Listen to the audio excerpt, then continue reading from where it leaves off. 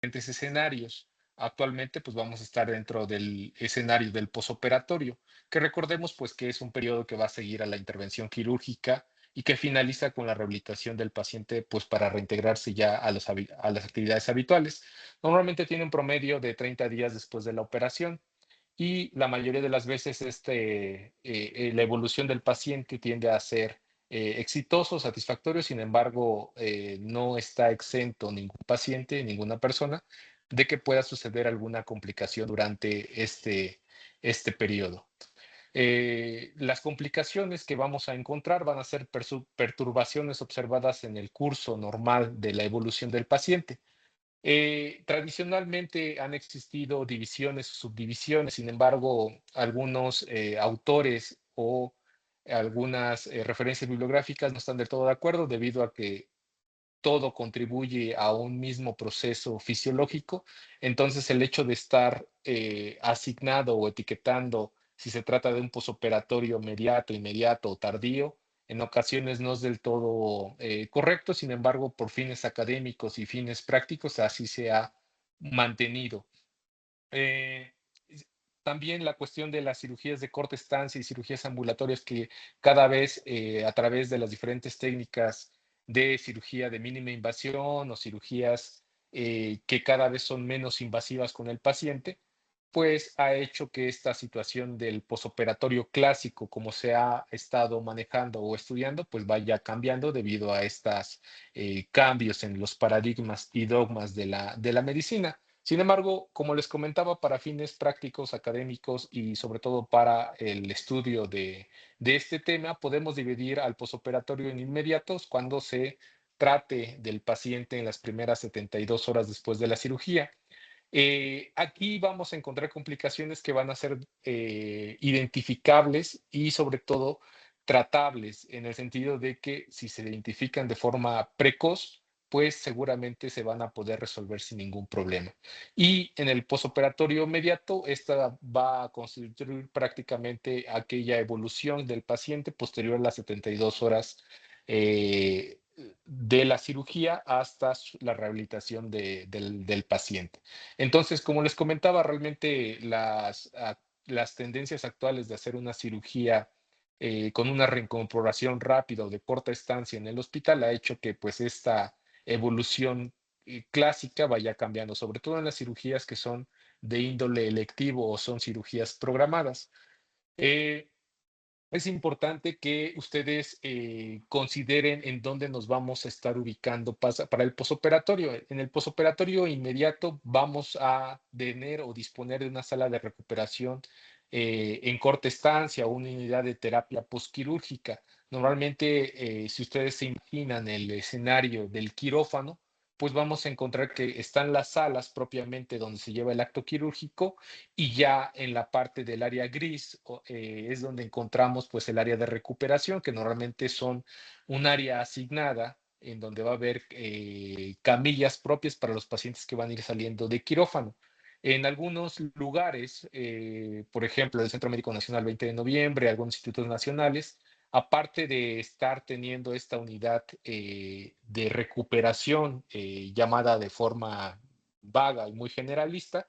también tienden a tener una unidad de terapia postquirúrgica, que funciona como una unidad de terapia intensiva, pero específicamente para los pacientes que salen en una condición crítica después del procedimiento. Entonces, aquí la cuestión del posoperatorio, pues va a tener o va a involucrar, sobre todo en el posoperatorio inmediato, lo que es el traslado del paciente posoperado. Es decir, el trayecto que va a tener el paciente desde la sala de quirófano hasta la era de recuperación y una vez ya que está en la área de recuperación, pues evidentemente va a tener una valoración inmediata. Generalmente en las áreas de recuperación, como ustedes lo recordarán, está el equipo de enfermería, pero sobre todo en los hospitales grandes, que están bien estructurados y bien organizados, pues tienden a tener también un equipo de anestesiología que está exclusivamente asignado a esa área y se encarga del cuidado, de la monitorización y de la evaluación periódica de los pacientes para que puedan estar debidamente vigilados. Entonces, realmente aquí en el posoperatorio lo que se le va a estar evaluando constantemente al paciente va a ser la permeabilidad de la vía respiratoria, la cuestión del patrón respiratorio, el estado circulatorio y el estado neurológico. Eh, es importante que ustedes recuerden que realmente el cuidado en el área de recuperación va a estar comprendido por los dos equipos que ya les mencioné, enfermería y los del equipo de anestesiología. Eh, el área, o más bien el servicio de cirugía, que podría ser, por ejemplo, los que se involucren, o el servicio tratante, que puede ser ginecología o algún otro tipo de servicio tratante quirúrgico, puede estar también al pendiente, pero sobre todo será el equipo de enfermería y el equipo de anestesiología quienes se encarguen de reportarnos o de alarmarnos acerca de alguna situación que se tuviera que atender, dado que ellos van a estar sobre todo al pie de la cama del paciente vigilando constantemente, ya sea mientras los cirujanos o las personas que se involucraron en el tratamiento quirúrgico están desempeñando alguna otra función ahí en quirófano. Entonces, eh, el programa en el cual ustedes tienen diseñado el diplomado contempla que se hable del posoperatorio en 2 sesiones. Me parece que mañana es la sesión subsecuente a esta. En la sesión del día de hoy únicamente vamos a abordar complicaciones posoperatorias de índole respiratorio, de índole cardíaco y también algunas gastrointestinales para que lo tomen en cuenta. Entonces, vamos a empezar con las complicaciones respiratorias. Las complicaciones respiratorias van a abarcar un gran margen y escenario. Son sobre todo las que van a tener cierta relevancia porque son las que se van a estar observando con mayor regularidad y también son las que pudieran poner en riesgo la vida del paciente de forma inmediata si no se tratan oportunamente. Entonces, la primera complicación es la insuficiencia respiratoria aguda. Esta vamos a entender por ella que es un estado fisiológico anormal y peligroso durante el que el paciente pues, va a estar con un estado de hipoxia. Es importante que ustedes tengan en cuenta que el tratamiento inicial no debe ser retrasado por identificar la causa, es decir, tiene que ser atendida esa insuficiencia respiratoria independientemente de si saben o no saben el motivo que lo está ocasionando. Eh, lo que les comentaba, la insuficiencia respiratoria pues va a constituir la principal causa de muerte después del traumatismo quirúrgico occidental, es decir, después de las complicaciones propias del procedimiento quirúrgico de la cirugía, la insuficiencia respiratoria pues va a constituir una gran porcentaje de fallecimientos cuando existen este tipo de complicaciones. La definición vamos a entender por insuficiencia respiratoria aguda que se va a presentar sobre todo cuando haya una presión parcial de oxígeno en la gasometría menor a 50 o una presión parcial de CO2 mayor a 50. Entonces, vamos a entender que va a ser sumamente importante el hecho de que nosotros estemos vigilando constantemente la saturación del paciente, ver que no haya trabajo o dificultad de respiratoria del paciente, debido a que, pues bueno, van a ver o van a constituir eh, la insuficiencia respiratoria aguda en un resultado de diferentes causas. Aquí enumero y listo algunas de las más frecuentes. Las primeras que suelen llegar a presentarse es por una lenguoespasmo, un broncoespasmo, sobre todo durante el periodo posanestésico inmediato. Esta generalmente se puede llegar a presentar incluso cuando lo están extubando al paciente. También puede ser secundaria esta insuficiencia respiratoria aguda a un efecto persistente de los anestésicos, de los relajantes musculares, a dosis excesivas de los narcóticos y también, sobre todo, a un exceso en el tiempo quirúrgico, sobre todo porque después de este tiempo, recordemos que el paciente ante un mayor tiempo quirúrgico, una mayor duración de la cirugía, pues el trauma metabólico que va a tener el paciente va a tener una repercusión todavía mayor. También puede haber alguna obstrucción de la vía respiratoria superior, por el mismo retiro del tubo endotraqueal que haya tenido pues algún espasmo, algún problema en cuanto a un edema de la glotis, relajación muscular de la base de la lengua, que por ahí pudiera estar generando una obstrucción, que se pudiera resolver con la colocación de alguna cánula de Guedel, por ejemplo, o la aspiración de vómito, regurgitación gástrica, pues bueno, van a ser también situaciones que pudieran estar ocasionando esta insuficiencia respiratoria aguda. El tratamiento inicial, sobre todo ante la presencia de algún espasmo bronquial, se recomienda pues el uso de algunos bronquiodilatadores, sobre todo de acción rápida. El salbutamol es el que normalmente se llega a utilizar, el uso de alguna cánula orofaringea, como la que les comentaba, la cánula de Guedel, que recordemos sobre todo es para tratar de que la vía aérea esté permeable y que no haya una obstrucción con la lengua del paciente hacia el paladar y que de esta manera no esté adecuadamente ventilado, ¿no? El hecho de que se pueda requerir alguna reintubación, pues bueno, también va a estar presente, o incluso en aquellos pacientes en los que presente algún tipo como edema de glotis o alguna situación en la cual la vía respiratoria sea ya no posible lograr una reintubación, pues al realizar alguna traqueostomía o cricotiroidotomía de urgencia también va a ser necesaria. La ventilación mecánica asistida, desde luego, va a tener que también tener su participación, sobre todo en caso de que la reintubación sea necesaria. Ya una vez con la ventilación mecánica asistida, el uso de gasometrías para estar realizando los ajustes al ventilador, el hecho de que el paciente esté con la oximetría de pulso, en caso de que el mismo monitor tenga la opción de capnografía, pues nos va a estar guiando sobre todo hacia qué modificaciones se está realizando para el ventilador y que el paciente pues se encuentre lo más estable posible. Otra complicación que también es sumamente frecuente y que me llama mucho la atención en ocasiones cuando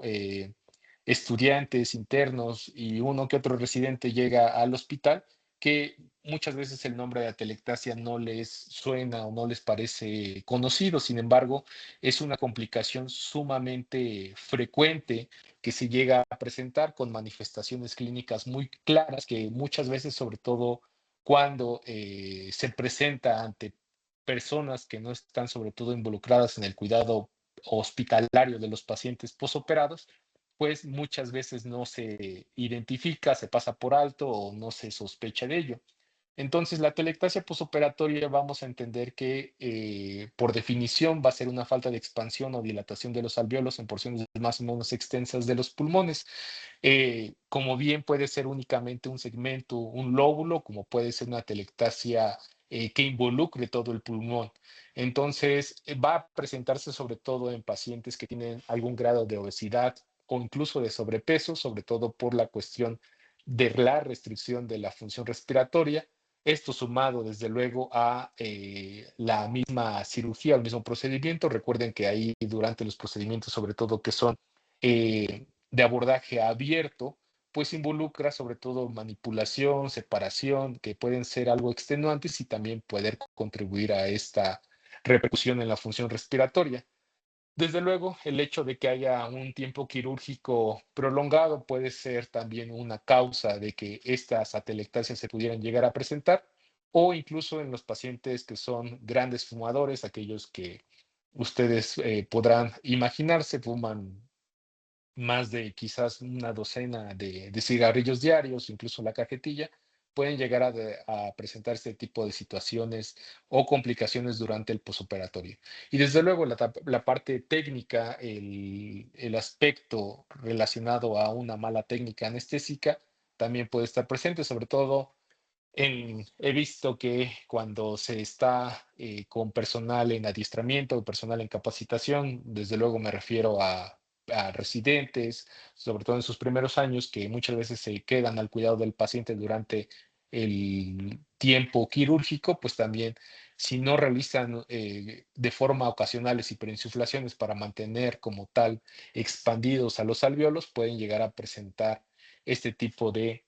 atelectasia. Eh, Esto es muy importante, sobre todo para la cuestión de fines de evaluación, para la cuestión de elaboración de casos clínicos o exámenes como el de los de consejo o ustedes que están próximos a realizar el examen nacional de residencias médicas, pues vamos a encontrar que la telectasia posoperatoria va a ser la causa más frecuente de fiebre elevada en las primeras 36 horas del posoperatorio y debe de considerarse en todo paciente con fiebre persistente. Esto es muy importante dado que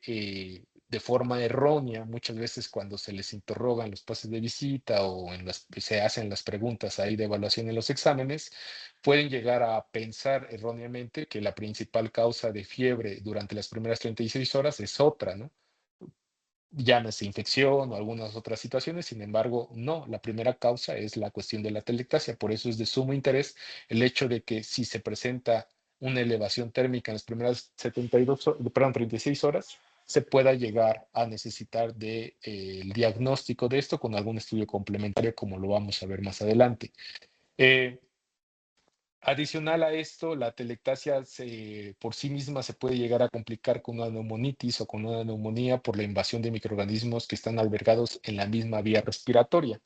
microorganismos que ya estén ahí, que no se permita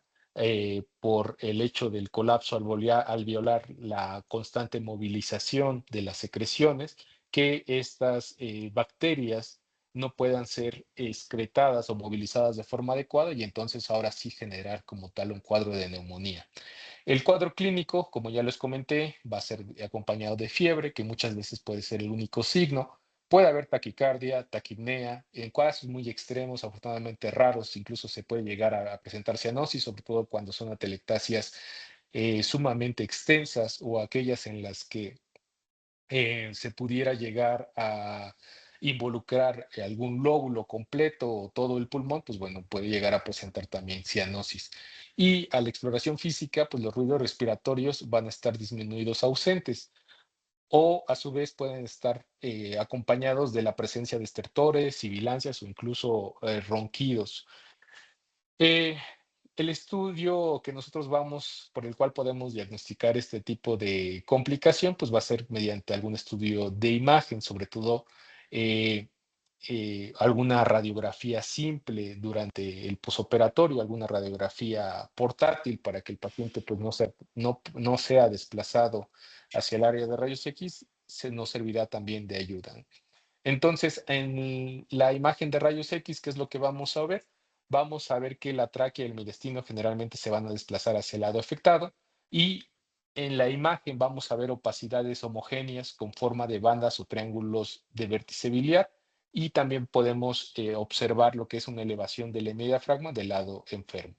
Entonces, en esta radiografía que ustedes tienen ahorita en su pantalla, lo que señalo ahí con las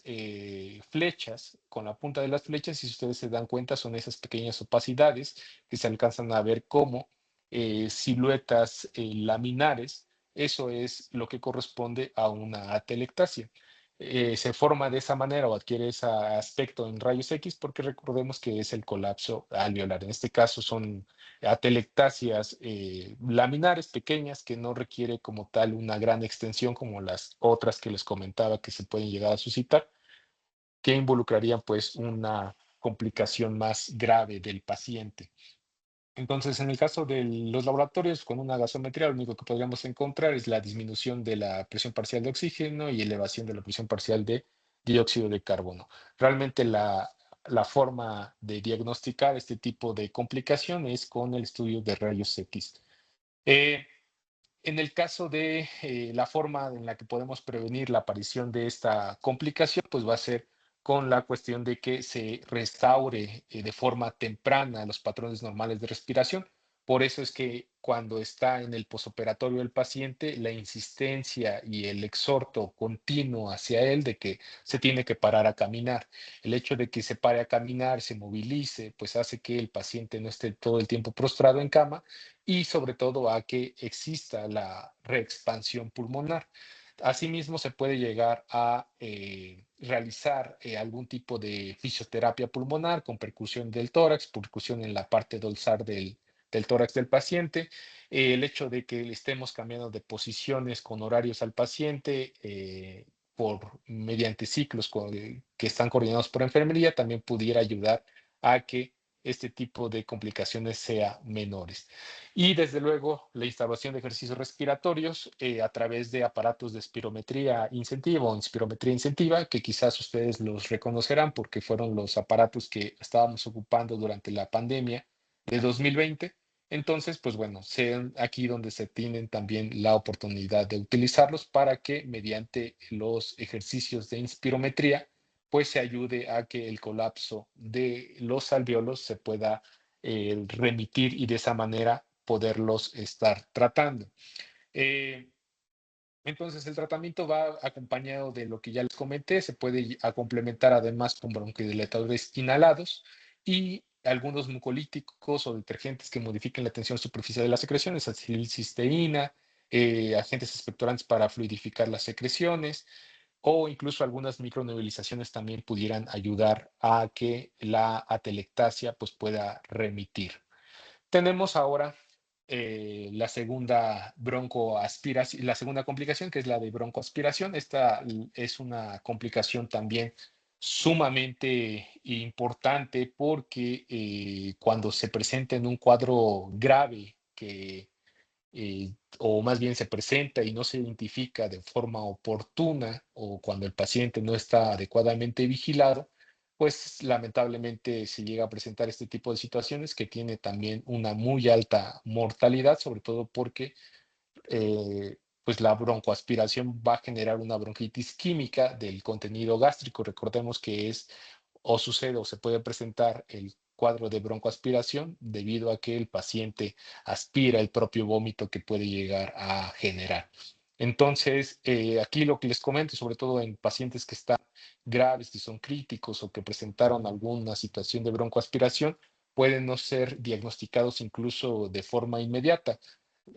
cuando el paciente está intubado o está con apoyo respiratorio por parte de la anestesiología y llega a realizar la extubación o esta no se realiza de forma efectiva, se puede llegar a presentar la broncoaspiración. Sin embargo, como se dispone de instrumentos para realizar la succión o aspiración de la cavidad oral, se puede pasar por desapercibido y entonces la afectación, los síntomas y las manifestaciones se pueden llegar a presentar incluso hasta el segundo día posoperatorio. La prevención, desde luego, pues va a estar guiado sobre todo por una buena técnica anestésica. También es importante, digo, no todo es aquí atribuirle a quien está a cargo de la vía oral, perdón, de la vía respiratoria, sino que también va a depender mucho de la cuestión de la preparación preoperatoria del paciente. Por eso es la insistencia con la cuestión de las horas de ayuno para tratar de prevenir este tipo de situaciones. La realidad es que el tratamiento, si bien es la aspiración faríngea de forma inicial e incluso endotraqueal a través del tubo que se coloca,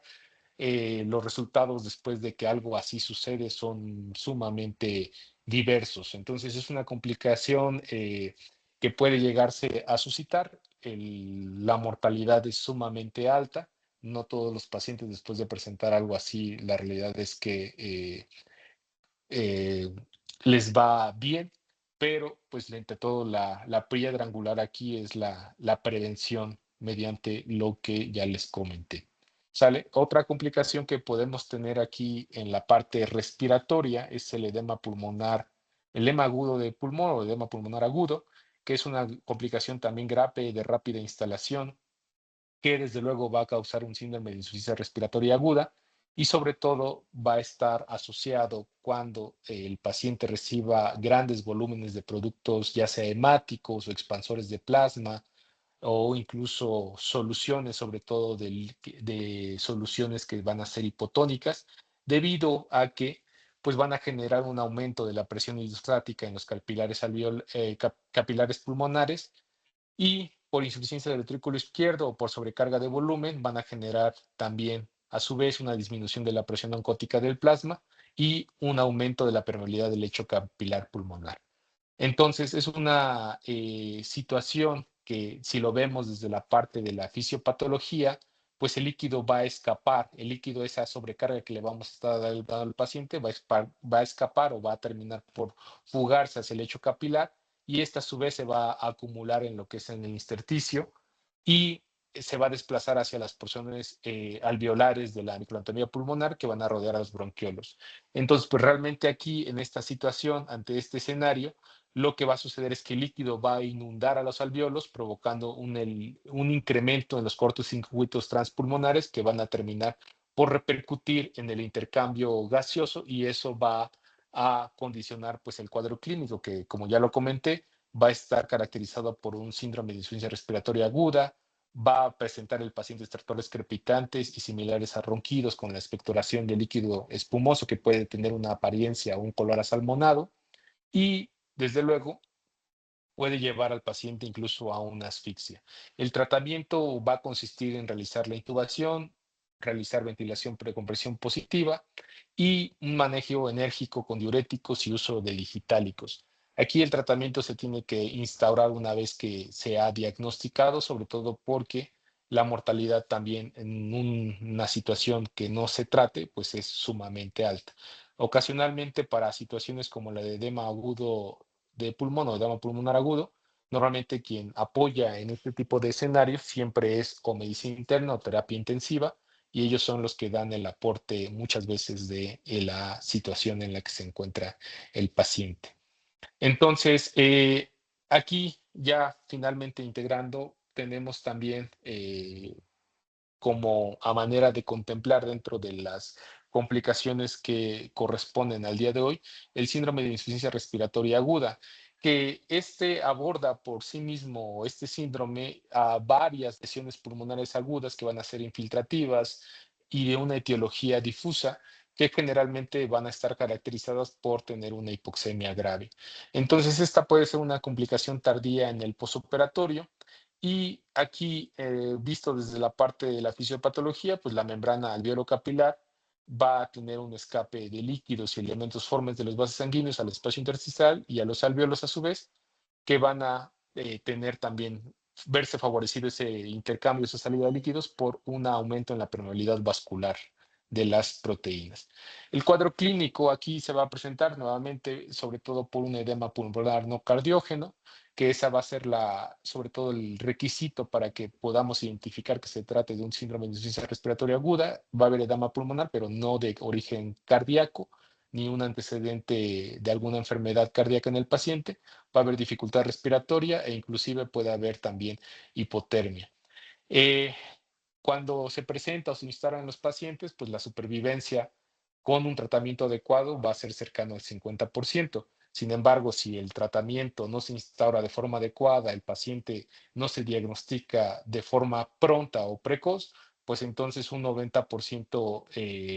al verse la vía respiratoria afectada va a terminar por un desenlace con un paro cardíaco en horas, o incluso a veces en minutos, una vez que el paciente ya fue notificado por parte de enfermería, del interno, de las personas que están ahí cuidando al paciente. Es una torpidez de la manifestación clínica hacia el paro cardíaco en cuestión de horas. Entonces,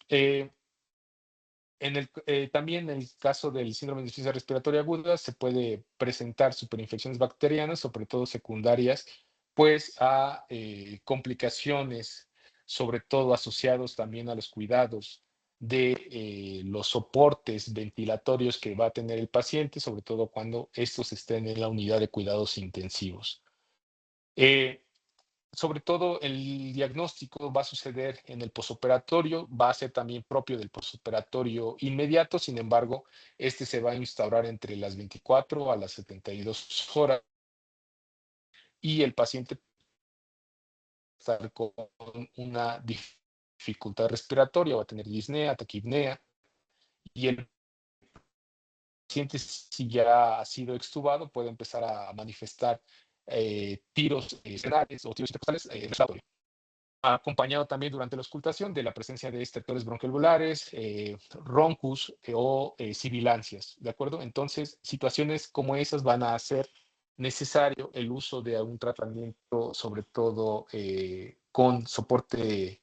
ventilatorio, ventilación mecánica asistida y desde luego también cuidados intensivos de enfermería, es decir, cuidados más próximos al paciente con estrictos horarios para que se esté vigilando, sobre todo la cuestión aquí de la función respiratoria. Se tiene que mantener desde luego una oxigenación y corregir la causa subyacente de la lesión pulmonar aguda que pudiera estar originando este síndrome de insuficiencia respiratoria. Idealmente aquí los vasodifusores no se deben de usar de forma indiscriminada para aumentar la presión arterial sin antes haber corregido el volumen, o más bien sin antes haber reducido el volumen intravascular, debido a que puede ser contraproducente. Entonces, respecto a la ventilación mecánica que vamos a estar ocupando con este tipo de pacientes, pues bueno, igual van a requerir de ventilación con presión positiva, en modo asisto controlado y sobre todo cuando se presente con una frecuencia respiratoria pues mayor a 30, ¿ok? Entonces realmente son ajustes ya propios del monitor, propios que se van a estar realizando ahí con el ventilador, pero sí es importante que tengan muy presente que las complicaciones respiratorias, sobre todo, son las que se pueden llegar, sobre todo, a instaurar de forma inmediata en el cuidado postoperatorio del paciente. Es algo que se le tiene que prestar sumamente atención y por ello es que también durante el traslado del paciente hacia el área de recuperación es lo que principalmente se está monitorizando en el paciente. La cuestión de la función respiratoria, que ya tenga automatismo, que no tenga ningún dato de dificultad respiratoria y ocasionalmente se le da una vigilancia, digo, va a depender de los protocolos de cada hospital, pero normalmente entre 1 o 2 horas el tiempo necesario para que se considere por parte de cirugía que puede ser ya trasladado hacia un área de hospitalización para que pueda tener, o más bien no se pueda presentar la cuestión de alguna complicación respiratoria. Y aparte o adicional a las complicaciones respiratorias, pues vamos a tener algunas complicaciones cardiovasculares. Aquí realmente la más temida, en la que ustedes pueden quizás identificar, sobre todo en algunos pacientes, pues va a ser el choque. El estado de choque es una situación compleja, es un tema sumamente extenso. Yo se los comento a los chicos a los que les doy cirugía. Sí hay algunos datos, o perdón, algunos temas fundamentales que todo cirujano tiene que saber, dominar y conocer bien, sobre todo porque constituye parte de las cuestiones básicas y esenciales en el manejo del paciente quirúrgico. Pues desde luego, y quizás ustedes lo han visto dentro de lo que comprende su programa para el temario de cirugía: líquidos y electrolitos, hemostasia, cicatrización y desde luego el estado de choque, porque es una situación con la que nos enfrentamos todos los días en los pacientes que normalmente estamos tratando, sobre todo cuando se tratan cirugías complejas o cirugías en pacientes que entran a quirófano de forma urgente. Entonces vamos a recordar, quizás ustedes ya lo vieron en algunas de sus otras materias, ya lo vieron a lo largo de su formación. Definiciones de choque existen bastantes, sin embargo, todas comparten que pues, va a ser un estado fisiológico que va a estar caracterizado por la falla del sistema circulatorio para que ésta pueda mantener la perfusión celular adecuada y que resulte en una reducción generalizada del aporte de oxígeno y otros nutrimentos de los tejidos, que si se prolonga y puede evolucionar a cambios celulares irreversibles y a la muerte. De forma corta, convencional, vamos a tener que un estado de choque es un estadio de hipoperfusión que generalmente se puede llegar a presentar, sobre todo debido a que la perfusión de los órganos pues, va a estar determinada por un gasto cardíaco y una resistencia periférica. Sin embargo, la perfusión tisular se va a afectar cuando el gasto cardíaco no sea suficiente o si el gasto cardíaco existente se distribuye mal en los órganos. Teniendo estas consideraciones, vamos a poder clasificar el estado de choque en tres tipos, de forma en la que podamos agrupar a todos los distintos tipos de choque que podemos conocer o que podemos identificar. La clasificación que nosotros tenemos de forma muy general es la de un choque de tipo hipovolémico, un choque cardiogénico y también un choque basógeno, también llamado distributivo. Dentro de esta clasificación que tenemos aquí en su pantalla, es que vamos a estar integrando dentro de estos diferentes tipos de choques a los demás que pudieran tener un nombre diferente, pero que entran o se incluyen dentro de estos tres grandes bloques. En el caso del choque hipovolémico, pues bueno, vamos a tener sobre todo el que nosotros en cirugía tratamos y con el que nos enfrentamos de forma regular, que va a ser el hemorrágico, o también se puede presentar un choque hipovolémico asociado pues a la pérdida de líquidos, estados de deshidratación, situaciones en las que los pacientes están sometidos al uso indiscriminado de algunos diuréticos o incluso pacientes, por ejemplo, que tienen alguna derivación o el hecho de que tengan alguna ileostomía o alguna estoma que les pudiera estar generando por ahí pérdida de líquidos. También, si no se reponen, pues pueden pasar por un estado de choque de tipo hipovolémico, ¿no? El segundo tipo que tenemos aquí también es el de choque cardiogénico. Este choque cardiogénico pues principalmente puede ser asociado sobre todo a alguna falla, alguna obstrucción con las cavidades del corazón o alguna falla en el mismo corazón que puede estar sobre todo vinculado a un daño miocárdico, algún infarto, alguna disfunción del miocito, alguna disfunción contráctil por algún fármaco, alguna toxina. A su vez, en caso de que haya algún daño mecánico, sobre todo en el caso de alguna falla en las válvulas, ya sea mitral o a las disfunción de a las prótesis valvulares que se pudieran colocar, sobre todo en pacientes que han sido operados o intervenidos de algún abordaje cardiovascular, también se pueden llegar a presentar este tipo de choque en el posoperatorio. Situaciones en las que haya taquiarritmias o arritmias cardíacas debido a que va a estar aumentada la cuestión de la frecuencia cardíaca sin permitir una adecuada eyección de la sangre, pues bueno, también pueden llegar a suscitar o generar un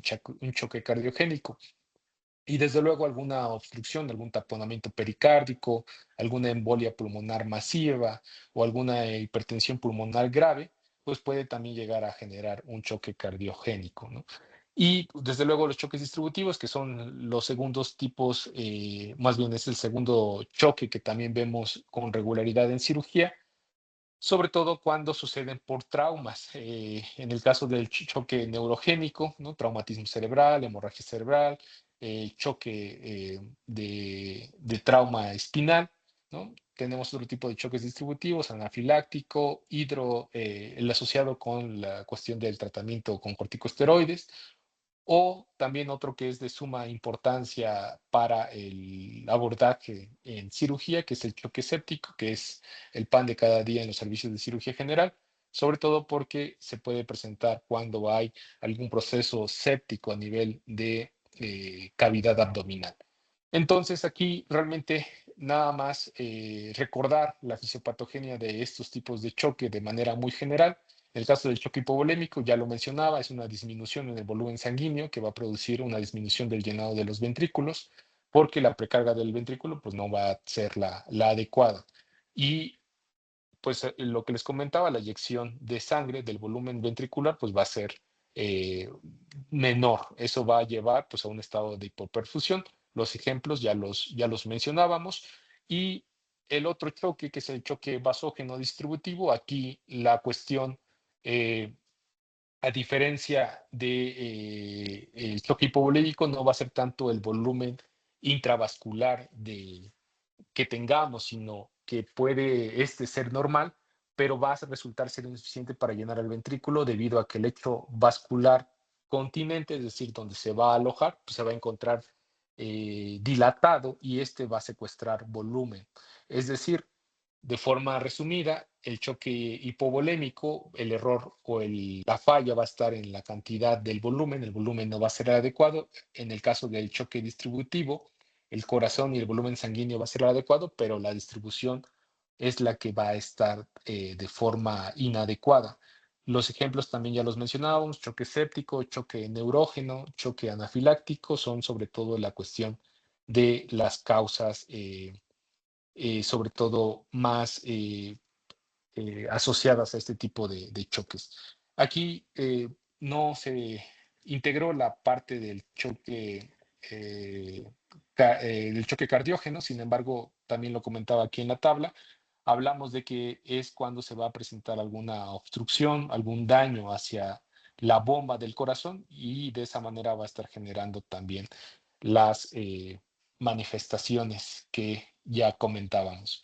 Los síntomas y signos cuando se presente un paciente de choque tienen que ser sumamente identificables, se tienen que buscar intencionadamente, debido a que si se pasan por alto o de forma desapercibida, puede llevar al paciente rápidamente a un estado grave en el que puede fallecer, sobre todo si no se le da un abordaje inmediato. El paciente en estado de choque, de forma general, lo vamos a encontrar con letargo. Puede haber confusión, muchas veces la confusión, sobre todo cuando se presenta, por ejemplo, choque séptico, va a anteceder a la confusión ya propiamente la instauración clínica del estado de choque. Normalmente de una forma práctica, rápida en los hospitales,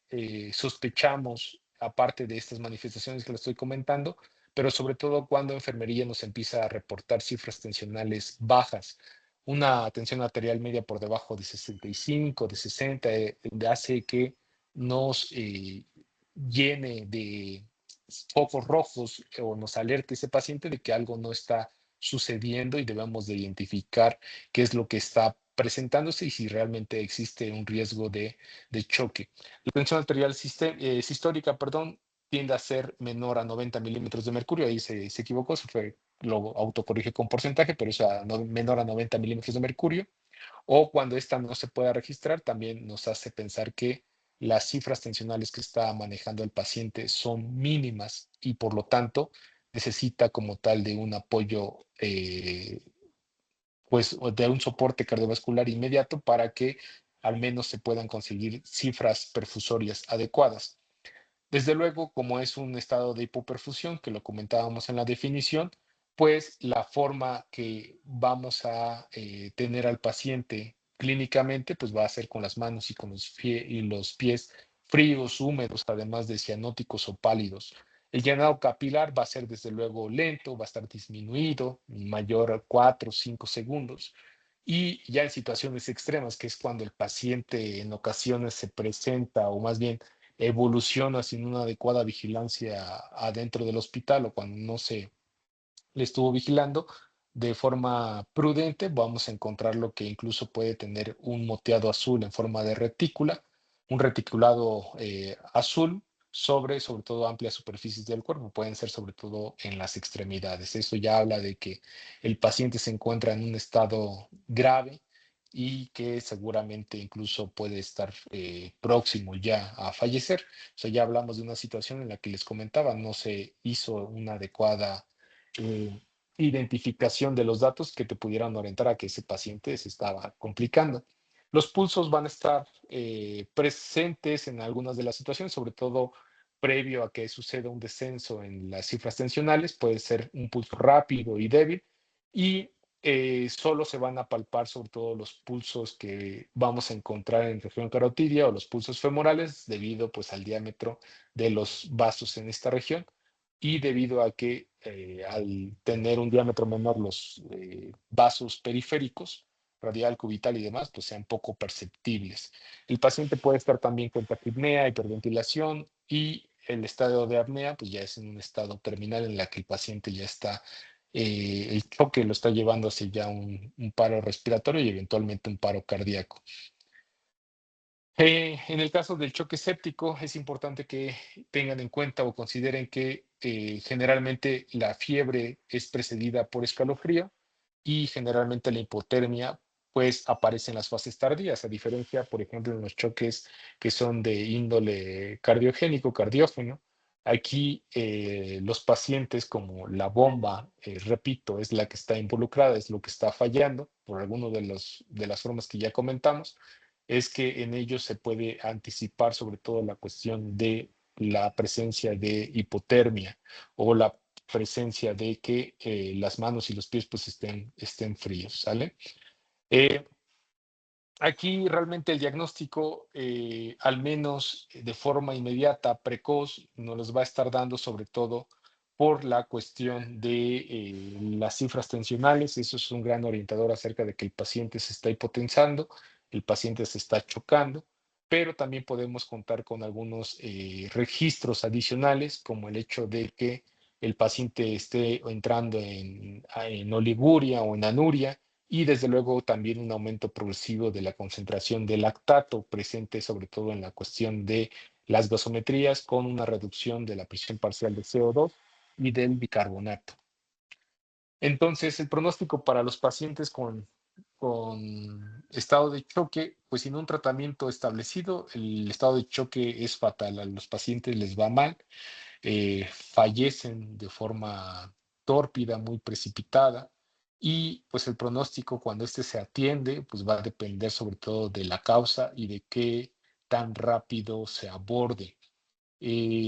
Supongamos que el estado de choque lo esté ocasionando algún problema cardíaco, por ejemplo, algún infarto masivo del miocardio o el estado de choque sea de causas sépticas, pues bueno, la mortalidad aquí se van a ver sumamente incrementadas. Y de forma global, el choque séptico, que es el que normalmente estamos continuamente tratando en el área de cirugía, pues va a oscilar entre un 25 y un 90% debido a que muchas veces, sobre todo si se deja evolucionar el estado de choque hasta que el paciente se encuentre en un estadio de no retorno en cuanto al tratamiento, pues va a presentarse la perpetuidad de las acidosis metabólicas que no va a responder a ninguna de las medidas que podamos iniciar. Eh, Como les comentaba, el estado de choque es un tema sumamente complejo, es un tema ampliamente extenso. Sin embargo, aquí la cuestión es que ustedes sepan, al menos con la plática, que es el enfoque para la identificación durante el posoperatorio, que sepan realizar al menos las medidas iniciales. Desde luego, el tratamiento del choque va a depender según la causa, según el tipo de choque que se esté presentando, pero tenemos algunos principios generales del tratamiento, sobre todo respecto a medidas iniciales, sobre todo lo que les comento y les vengo haciendo insistencia, el reconocimiento precoz, estar pendiente del paciente, no minimizar ni menospreciar lo que reporta enfermería acerca de cómo lo encuentra, a los signos vitales que está realizando. En ocasiones son ellas quienes, por la constante cuidado que tienen en hospitalización, en el área de recuperación, son las que principalmente ellas anticipan esta situación. Entonces se tiene que actuar de forma rápida, se tiene que cuidar la temperatura corporal y ambiental del paciente, se le tiene que estar ofreciendo medidas para que el paciente térmicamente esté adecuadamente cuidado y sobre todo se puede de manera inicial también las extremidades inferiores, elevarlas ligeramente para favorecer el retorno venoso. Sin embargo,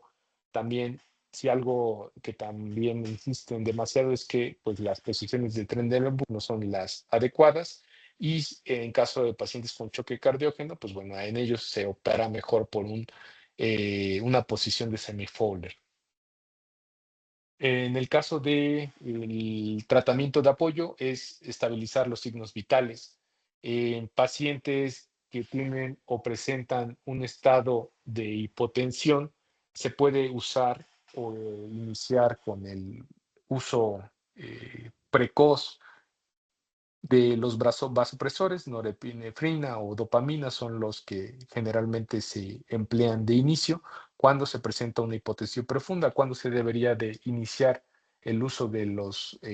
vasopresores de los que le comento, sobre todo cuando el paciente está teniendo cifras de tensiones arteriales medias inferiores a 65 milímetros de mercurio y también en caso de que el paciente empiece a tener datos de alguna dificultad o síndrome de insuficiencia respiratoria aguda, también contemplar la cuestión del uso de la ventilación mecánica asistida. Son pacientes que no tendrían que estar en un ambiente hospitalario de piso ni en un área en la que no se tengan cuidados intensivos. Sin embargo, en el contexto en el cual nosotros nos desarrollamos como médicos, pues en ocasiones podemos encontrar pacientes en estado de choque en el área de hospitalización, como seguramente ustedes recordarán a lo largo de su formación, pero lo ideal o lo que se indica es que una vez que el paciente sea identificado con estado de choque, pues que requiera sobre todo una unidad de cuidados intensivos. Sin embargo, sabemos que las camas de las terapias intensivas de los hospitales públicos sobre todo son limitadas, entonces, muchas veces el tratamiento inicial se le da en piso y eventualmente tras la liberación de alguna cama disponible en terapia es cuando los pacientes pasan. Ahí hay una pequeña, digamos que, excepción, que son sobre todo los pacientes operados de algún abordaje cardiovascular, pacientes que han tenido algún recambio de alguna válvula mitral, pacientes que han sido sometidos a alguna cirugía por parte del equipo de cirugía cardiovascular. Generalmente ellos, el área de recuperación la tienen asignada hacia un área de cuidados coronarios, que generalmente la la coordinan o la llevan cardiólogos. Entonces, digo, en el caso de ese tipo de pacientes, por su mismo estado delicado y lo complejo que son, muchas veces no son ni siquiera los cirujanos quienes los tratan en el posoperatorio, sino son ya gente sumamente especializada. Y este, al estar el paciente en un estado de choque, al estar con uso de vasopresores, al estar con uso de aminas, pues es importante que esté con una monitorización cardíaca continua, porque tenemos que estar vigilando cómo está la electrocardiografía del paciente, estar vigilando cómo está respondiendo a las aminas, debido a que tenemos que estar muchas veces utilizando las aminas a una dosis respuesta, estar ahí manipulando la bomba de infusión continua para que de esa manera estemos llevando hacia las cifras tensionales meta, que es ante todo mantener cifras tensionales perfusorias con una tensión arterial media, lo repito, mayor a 65 idealmente. Entonces, ahí se requiere por ello una monitorización cardíaca continua. Sin embargo, también en ocasiones es sumamente complicado, no tendría que ser así. Sin embargo, hay situaciones en las que pacientes que están en piso, muchas veces que está con aminas porque ya se instauró el estado de shock y demás, cuesta mucho el hecho de que se consiga un monitor disponible, funcional y demás. Entonces son situaciones verdaderamente lamentables que en ocasiones hace que el abordaje de este tipo de pacientes pues también sea más difícil, sobre todo su vigilancia durante el posoperatorio. En ocasiones también se puede llegar a presentar que incluso las bombas de infusión por las cuales se tiene que estar administrando las aminas pues no estén debidamente funcionales o disponibles a la mano y se tenga que instaurar el uso del vasopresor con el microgotero o con el normogotero para que se le esté administrando al paciente el tratamiento y pues de esa manera estar previniendo un desenlace fatal de este tipo de pacientes, ¿no? Las gasometrías, las presiones arteriales por métodos invasivos, como la presión venosa central o la presión pulmonar en cuña, van a ser también instrumentos que nos van a estar ayudando a orientar como tal el tratamiento que vamos a estarle dando a nuestros pacientes. Otra complicación que también involucra las áreas que venimos manejando en la sesión del día de hoy, pues es la tromboembolia pulmonar. Aquí pues es una obstrucción de la arteria pulmonar o sus ramas por un trombo, que generalmente es originado en una trombosis venosa profunda de los miembros inferiores. Entonces, normalmente el hecho de que el paciente esté eh, prostrado en su cama durante mucho tiempo sin movilización, pues hace que sea susceptible a que padezca este tipo de complicaciones, favorecidas sobre todo, ustedes lo recordarán, por lo que Virchow documentó en su famosa triada, que está cumplida por estasis venosa, en este caso en el paciente quirúrgico y orientado hacia la parte de la etapa del proceso que estamos observando, pues el paciente, recordemos, es un paciente que acaba de salir de cirugía, que está en el área de recuperación, que está en su posoperatorio, que puede ser inmediato sobre todo, pues es un paciente que muchas veces no puede deambular de forma inmediata. Entonces, pues aquí va a verse favorecida esta estasis venosa debido a que el retorno venoso pues no va a ser el ideal, debido a que el paciente pues no se va a estar movilizando. Adicional a esto, se puede llegar a presentar alguna lesión endotelial o un estado de hipercoagulabilidad, perdón, sobre todo en los pacientes que sean de el servicio o padezcan alguna enfermedad de tipo oncológico, sobre todo porque pues, es un estado permanente de este tipo de pacientes que los puede llevar hacia un desenlace con una tromboembolia pulmonar. Los factores de riesgo van a ser el hecho de que haya una cirugía mayor, sobre todo pacientes que son sometidos a cirugías extenuantes, sobre todo las oncológicas, una inmovilización prolongada. También de esto depende muchas veces la insistencia y la invitación constante, repetitiva y reiterativa hacia el paciente de que tiene que deambular pues, lo más pronto posible, sobre todo si está en sus posibilidades y si no hay ninguna contraindicación para que se pueda prevenir la cuestión de la aparición de una tromboembolia pulmonar. Pacientes oncológicos, ya lo comentábamos, pacientes que estén embarazadas, pacientes que estén con un uso crónico o constante de anticonceptivos o antecedentes de ya previamente trombosis venosa profunda o de tromboembolia pulmonar, pues bueno, son pacientes que sabemos que tienden a desarrollar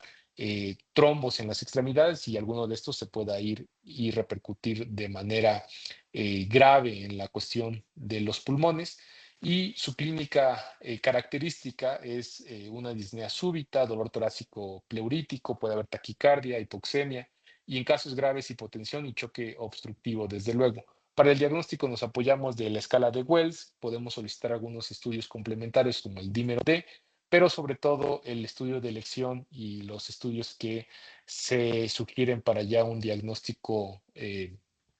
pleno de una tromboembolia pulmonar, pues va a ser una angiotomografía pulmonar. Sin embargo, volvemos al escenario, al igual que con los pacientes en estado de choque, no en todos los lugares se dispone de una tomografía con contraste y ni mucho menos en todos los horarios hay médicos radiólogos, nos gustaría que fuese así. Sin embargo, muchas veces nos tenemos que limitar a las primeras dos medidas de pauta diagnóstica, la escala de Wells y el dímero D, para que nosotros sospechemos de la mano del cuadro clínico del paciente de que está sucediendo algo para que de esa manera se le pueda instaurar un tratamiento también lo más pronto posible, y sobre todo anticoagulación inmediata, que puede ser heparina de bajo peso molecular o anticoagulantes directos. Y optar también por la trombolisis si es que hay inestabilidad ya con repercusiones hemodinámicas. ¿Ok? Finalmente, vamos a tener también la cuestión de las complicaciones gastrointestinales, que son prácticamente el tercer bloque de complicaciones a tratar en esta sesión del día de hoy. Y estas son las complicaciones gastrointestinales. Vamos a empezar por las más comunes, las más frecuentes. Tenemos la náusea y el vómito. Ustedes como internos recordarán que era algo sumamente frecuente en los pacientes que acababan de ser operados, sobre todo en aquellos que habían recibido alguna eh, anestesia general, pacientes que presentaban, sobre todo ya cuando estaban por ingerir alimentos, náusea y eventualmente pues vomitaban. Afortunadamente, este tipo de complicaciones gastrointestinales, náuseas y vómitos, pues van a ser de corta duración, van a desaparecer de forma espontánea la mayoría de las veces, sin que se requiera de algún tratamiento. Y sobre todo, aquí también va a ser importante la participación de enfermería en el área de recuperación, porque si no se cuida este aspecto de los pacientes que estén con la sensación de náusea o que vayan a vomitar, puede aparecer o suscitarse la situación que comentábamos como complicación respiratoria de la broncoaspiración. Entonces es importante que enfermería esté muy al pendiente de que pues, los pacientes estén en una posición adecuada, de preferencia semi-Fowler o Fowler, y con la cabeza lateralizada para que los pacientes no corran el riesgo de que estos broncoaspiren y se presenten en una complicación adicional todavía más grave. Entonces, la posición va a ser muy importante y cuando la persistencia del vómito no, o más bien cuando el vómito no cede, persiste y demás, pues bueno, vamos a tener que contemplar la colocación de alguna sonda nasogástrica. En algunas ocasiones se pueden dar también medicamentos antieméticos, en el caso de uso muy general, pues tenemos la metoclopramida, que generalmente se encuentra en la mayoría de los hospitales, pero también tenemos al ondansetron, que es sumamente efectivo, que actúa a nivel del sistema nervioso central, y de esa manera obtenemos un efecto prácticamente de forma inmediata. Otra complicación que si bien es un síntoma temporal, pero es sumamente molesto, pues es el singulto, el hipo, se suscita sobre todo en pacientes que han tenido una manipulación de la cavidad abdominal que ha generado un aumento, una alteración del nervio frénico que va a ser el principalmente involucrado. Y en estas situaciones se pueden instaurar algunas medidas, sobre todo conservadoras, mediante el cambio de posición, se le puede realizar algún lavado gástrico al paciente o incluso colocarle algún tipo de sonda nasogástrica con una succión continua o incluso el uso de algún tipo de sedación por parte de anestesiología para tratar de mejorar esos síntomas. Algunos también sugieren y comentan el uso de la metoclopramida, sin embargo, se tiene también ahí resultados muy diversos, sin embargo, también hay bibliografía que la comenta como el tratamiento ideal para la presencia del hipo o del llamado singulto en los pacientes, ¿sale? Finalmente, tenemos también parte de algunas complicaciones que pueden llegarse a suscitar, sobre todo en pacientes que han sido intervenidos en el área de cirugía general,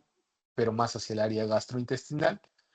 La primera que puede llegarse a presentar es la dilatación aguda del estómago. Esta dilatación del estómago se suele llegar a presentar sobre todo en pacientes que durante el proceso de la intubación se insufló sí, de manera involuntaria el estómago, y eso, al tener el paciente el estómago distendido, pues le va a generar cierta plenitud que en ocasiones puede acompañarse de dolor,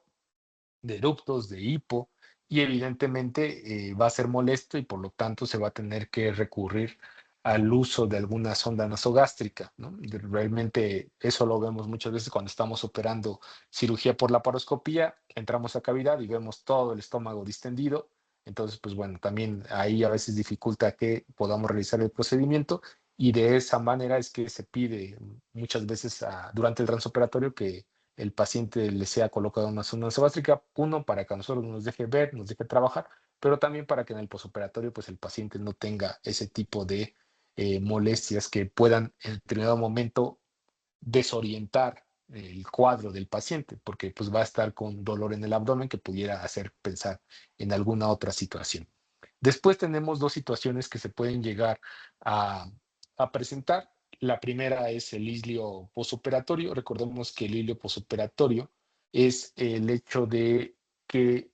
el tránsito intestinal va a estar disminuido en cuanto a la frecuencia y a la motilidad del intestino, pero no va a existir como tal una obstrucción de todo el tubo digestivo, a diferencia ya de una obstrucción intestinal propiamente instaurada. El hilo posoperatorio es más que nada una cuestión funcional, la mayoría de las veces metabólica, que va a tener que ser tratada mediante un abordaje en el posoperatorio, atendiendo a la causa que pudiera estar ocasionándolo. Desde luego, lo que principalmente se pudiera llegar a estar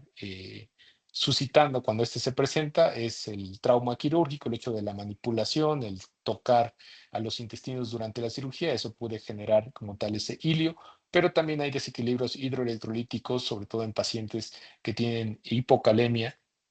ya sea leve, moderada y pues, obviamente en los casos graves, que al tener el potasio disminuido también van a estar con la cuestión de un hilio en el posoperatorio que va a ser sumamente molesto para el paciente porque pues no va a estar, digamos que, evacuando, no va a estar a veces canalizando gases, y eso va a ser de preocupación para el paciente. Normalmente el hilo posoperatorio no tiene una duración más allá de 24, 48, 72 horas, 3 días es lo que puede llegar a durar el hilo posoperatorio. Después de eso, si no se llega a presentar, ya habría que descartar la posibilidad de una obstrucción, ahora sí, instaurada mediante estudios complementarios y pues mediante el abordaje quirúrgico si es que se necesitara. La obstrucción intestinal, esta sobre todo en la cuestión del posoperatorio, puede llegarse a presentar en pacientes que pudieran llegar a tener un estado de obstrucción asociado a alguna hernia interna, al hecho de que, por ejemplo, sucede mucho en pacientes a los que les hacemos la colocación de alguna ileostomía o colostomía, la brecha mesentérica que se forma o que se hace para poder exteriorizar el intestino, en ocasiones por ahí sirve como un orificio por el cual puede introducirse alguna ácido intestinal y o generar como tal una obstrucción intestinal. Otro motivo que es sumamente raro, sobre todo se presenta más en los niños porque tienen una capacidad sumamente rápida de hacer adherencias, pues es esta que les comento, ¿no? La presencia de adherencias posoperatorias, las que les puede estar generando una obstrucción intestinal en el posoperatorio que requiera pues de una nueva reintervención. Asimismo, en situaciones también ya no propiamente del organismo del paciente, sino puede ser algo que esté asociado hacia la técnica y demás, situaciones en las cuales son desafortunadas porque puede llegarse a presentar también una obstrucción cuando sucede, por ejemplo, la pexia de algún intestino, es decir, que de forma accidental se llega a suscitar que al momento de estar cerrando ya cavidad, pared abdominal o estar fijando drenajes y demás, se funcione con material de sutura algún asa intestinal y que de esa manera se le esté generando también pues una obstrucción con el material de sutura que se está ahí involucrando y que desde luego se va a tener que atender. La obstrucción intestinal generalmente en el paciente posoperatorio cuando se presenta eh, tiende a requerir de un tratamiento quirúrgico, porque a diferencia de las obstrucciones que se suscitan en otro tipo de pacientes que llegan por sí solos a urgencias, en el caso de los pacientes posoperatorios, lo atribuible es que sea a la cirugía que tuvo, pero les repito, todo va a depender de qué tipo de abordaje fue el que se le realizó, qué tipo de cirugía fue lo que se hizo, para que se pueda sospechar o no en una obstrucción intestinal. Ya después otra complicación gastrointestinal que podemos tener pues va a ser la cuestión del sangrado de tubo digestivo, que este puede ser alto o bajo. Recordemos que lo que nos delimita si es alto o bajo es el ligamento de Treitz. Después del ligamento de Treitz ya podemos hablar de un sangrado de tubo digestivo bajo. Antes del ligamento de Treitz es un sangrado de tubo digestivo alto. Sobre todo va a estar asociado a situaciones como en las que realizamos alguna restitución del tránsito intestinal, alguna reconexión de alguna estoma que tenía por ahí el paciente, lo reconectamos, es normal, es esperado, puede llegar a suscitarse el hecho de que pueda presentar sangrado de la anastomosis. Situaciones distintas a esta pueden ser aquellas en las que se pasó por alto o no se advirtió alguna lesión, ya sea en estómago, en duodeno, al momento de manipular, que es lo que pudiera estar generando. Ya sangrado de tubo digestivo bajo, pues realmente es sumamente extraño o raro que pudiera llegar a pasar. Normalmente les digo son asociados a las anastomosis o alguna otra situación quirúrgica que pudiera por ahí haberse realizado, es que se puede llegar a presentar, ¿no? Desde luego también puede llegar a presentarse impactación fecal en el paso del paciente, sobre todo asociado pues al hilio posoperatorio, cuando este no ha remitido de forma adecuada o cuando el paciente sufre algún problema de estreñimiento crónico, algún trastorno de motilidad, sobre todo en pacientes ya añosos, pues llega pues también a presentarse. Ya dentro de otras complicaciones que van a ser más de índole de cirugía general, son anastomosis intestinales y de estomas. Estas complicaciones asociadas a estas anastomosis van a ser principalmente por tres causas. Uno, errores en la técnica quirúrgica, es decir, que no haya sido practicada o realizada el cierre de la forma correcta o no haya sido realizado con los materiales de sutura idóneos. Entonces aquí, pues bueno, va a depender justamente de la técnica que haya realizado el cirujano. Sin embargo, esto sinceramente sucede o se suscita sobre todo cuando eh, pasa el personal becario de adiestramiento a realizar algunas técnicas. Ahí es cuando se puede sospechar en que la técnica quizás no se haya sido la correcta o la adecuada, porque también hay otros factores, no es enteramente atribuible al cirujano, sino que también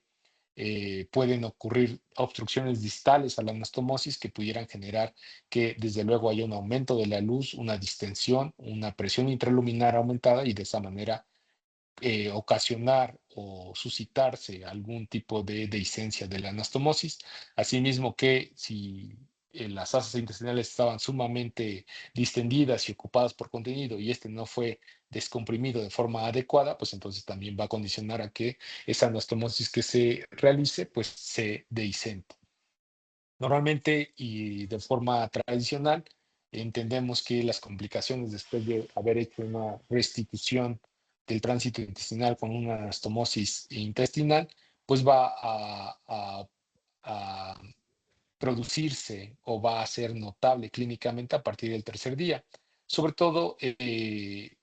va a ser manifestada mediante alguna obstrucción intestinal. El paciente puede tener datos de irritación peritoneal, que nos estaría hablando pues, de que ya hay una peritonitis generalizada por la salida del material intestinal o fecaloide hacia cavidad abdominal. Esto puede ser perceptible, perdón, a través de los drenajes que hayamos colocados o incluso a través de la herida quirúrgica, lo que les va a estar pues ocasionando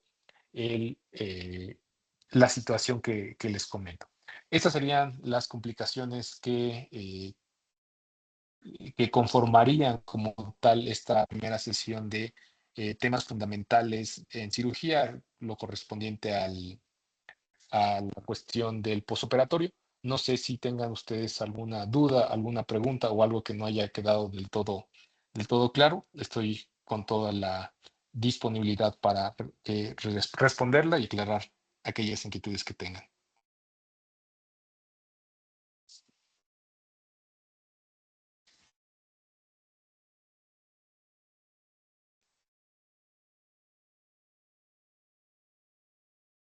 No, doctor, creo que no. ¿Sí? Adelante, ¿cuál es la...? Parece que todo bien. Ok, entonces, no sé si la doctora Marisol todavía esté por acá. Pues muchas gracias, doctor, por su sesión. Creo que todo les quedó muy claro porque no tienen Ujú. dudas. Ok,